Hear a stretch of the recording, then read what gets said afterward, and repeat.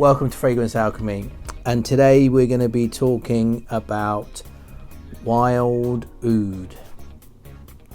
Right, now this term wild has really been used fairly loosely by a lot of people in the industry, including myself. Even in the Middle East it gets used all the time, but the reality is there wild, really true wild oud out there? And what is wild oud? How would we define what is wild oud? Okay, so what do I mean by that? Okay, so for me now, obviously being in the industry for a few years, all wild means to me is that it's of high grade.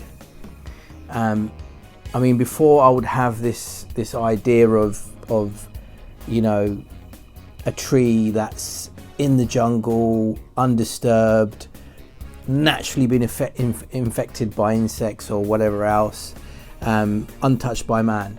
Okay, so now there are those trees out there. I'm not saying that there is, and I'm not saying it's the end of oud and all this kind of nonsense that some people come out with, and you know, intellectually rape you with some of their products.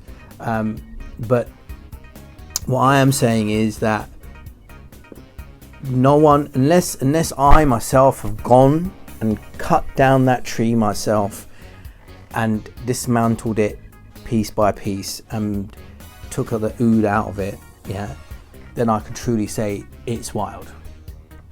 Other than that, no one can truly say it's wild unless you buy it directly from the hunter who actually cut it down himself. That's the reality.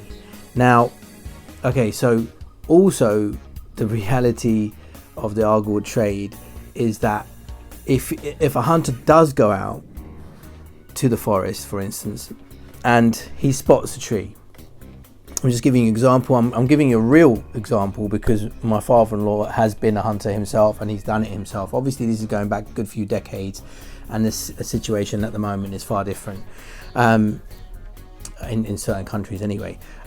So what do I mean by, you know, when you got a hunter who goes out into the forest and he's looking for a tree, ideally a tree that's already infected. Now, how is he going to know the tree's infected?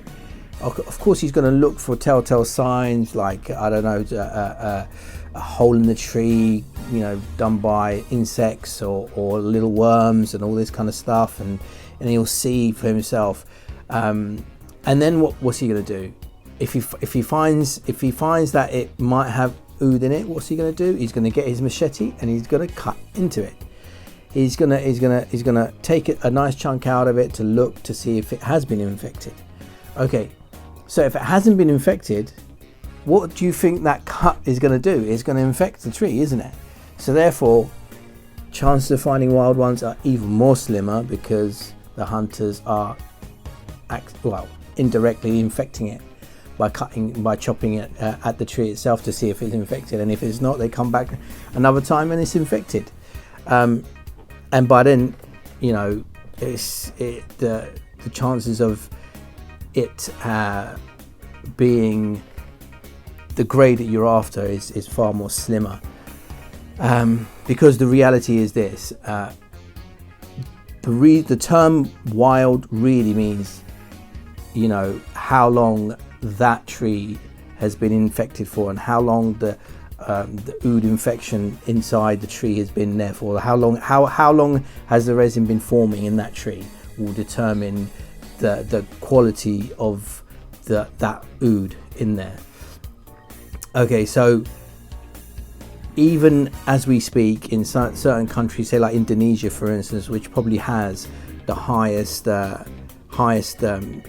amount of wild oud, it's not so wild. I mean, I've seen videos, I've seen pictures of people literally going out into the jungle and infecting the trees with inoculation substances, and God knows what's in some of these substances. Yes, I'm sure you can get some of these substances that are relatively natural, but in all honesty, no one's. I mean, I don't know anyone who's actually tested some of these substances. In fact, I'm planning to actually buy some and test it for myself to see what's actually in it. But honestly, it's not something that I would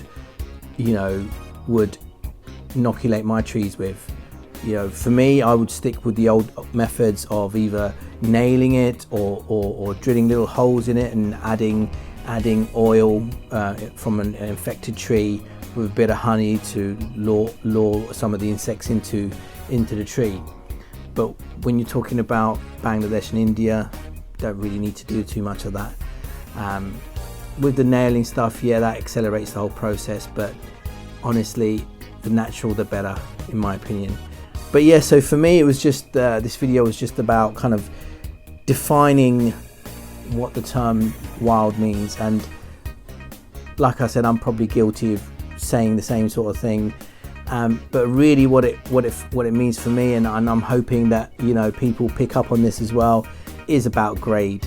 Honestly, just call it for what it is. Is it of high grade? How old is the tree? How old is the infection? All this kind of stuff, which would be a more of a appropriate term to use. Anyway, love to hear your thoughts about this particular topic, so please do leave some of your comments. Let me know if you agree with me or not. I'm not no expert, but I just thought I'd give my 2 cents of what I thought of the whole wild subject. Please like, comment and subscribe, guys. Thank you for joining me today. If you have any comments, do leave them below. Love to hear your thoughts, love to hear your opinions. If you agree with me, if you disagree with me, say it how it is. Obviously try not to be too rude. With that said, take care. Bye bye.